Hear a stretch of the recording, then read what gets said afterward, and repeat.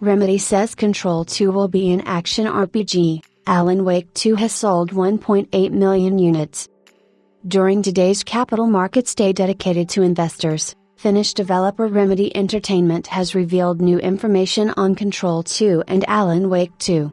As for the latter, we learned that it has sold 1.8 million units to date, which, however, isn't enough to fully recoup all the development and marketing costs yet.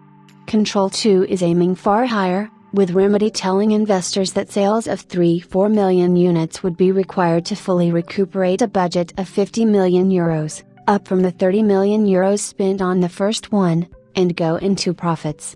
Part of the reason is that the sequel is being turned into an action RPG, whereas the original was an action adventure. Action RPG is a more marketable genre with a bigger audience. The first Control has sold 4.5 million units to date, while 19 million players have accessed the game in total, including, for example, Game Pass and PlayStation Plus subscriptions. Control 2 was originally announced 2 years ago for PC, PlayStation 5, and Xbox Series S Vertical Bar X. Back then, it looked like Remedy would repeat the successful partnership with 505 Games that gave birth to the previous installment.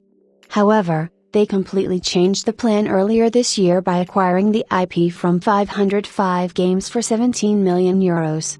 2 months ago, we learned that Remedy had chosen a new partner, Annapurna Interactive. They would co-finance the game's development while leaving the IP in the hands of the Finnish studio and also work on live-action adaptations for both Control and Alan Wake.